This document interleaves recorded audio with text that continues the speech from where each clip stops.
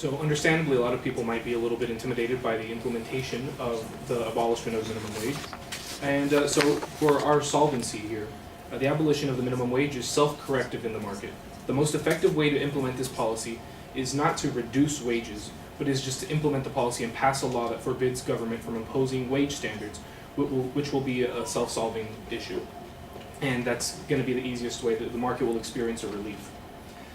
Now, there was two claims that were made, and the biggest two claims to affirm what Adriana said in the opening statement is that the raising the minimum wage kills jobs, and there's multitudinous evidence for this and studies. So there was a researcher from the Manhattan Institute, Ben Giddis, in 2015 concluded that a $15 minimum wage would kill over 6 million jobs, while a $12 minimum wage would kill over 3.8 million jobs. And what we know about this is that when the minimum wage is increased, prices go up. So the minimum wage increases, and then businesses have to cope with that minimum wage by increasing their prices, and because labor costs are through the roofs, and most businesses have a small profit margin. So the Federal Reserve Bank of Chicago in 2007 confirmed what we already knew by saying in their conclusion that restaurant prices increase as a response to minimum wage. And restaurants are a really big indicator and benchmark of where the economy is. Jeffrey Clements, and this is from 2006 to 2009, this studied the Great Recession and the job loss that occurred within the Great Recession. Jeffrey Clements and Michael Wither, researchers from the National Bureau of Economic Research, in 2014 November, concluded that during the Great Recession, from 2006 to 2009, increase in the minimum wage accounted for 43% of unemployment in low-skilled workers. 43% of unemployment in low-skilled workers, meaning people that are just getting into the job market. So the assertion that the minimum wage, an increase in the minimum wage, adversely affects those that it tries to help is 100% correct. Another statistic from the American Enterprise Institute concludes that youth unemployment rose 2.8% after the last minimum wage hike from $5.15 to the current federal minimum wage, $7.25. So with every minimum wage increase, it seems that the people that are most adversely affected are the low-skilled workers that it is intended to help.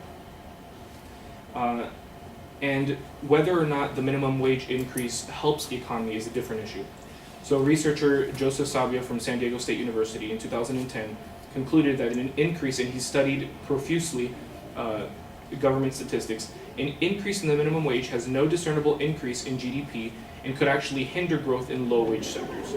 So the growth in low-wage sectors that are meant to employ people that would otherwise benefit from an increase in the minimum wage, it turns out that these sectors are actually adversely affected by an increase in the minimum wage. Let's go with one more. From James Schreck, research fellow, labor economics, wrote an article, and he said that typical fast food restaurants, this is alluding to what I said earlier, make about 3 to 6 cent profits per dollar. The only way to cope with rising labor costs is by raising prices. Now, the other issue is that whether or not it will bring us out of poverty. So does minimum wage bring us out of poverty? Well, Mark Long from the University of Washington said that Seattle recently raised its minimum wage to $15 an hour and has resulted in an average monthly loss of $125. This is because when minimum wage goes up, the way that businesses cope is either by laying people off, or by increasing their prices, or by cutting hours. So people are getting their hours cut, and it's resulting in less income overall. A 2007, actually, let's go with a different one here. Let's go with a 2007 study here that says that, from the University of New Hampshire, that finds that only 1 in 10 economists say that the minimum wage is the best anti-poverty program. So the idea that a higher minimum wage gets us out of poverty is not supported by facts, and it actually, if you look at the most recent examples in Seattle, that is actually going to lead to a net decrease in monthly income for low-skilled workers.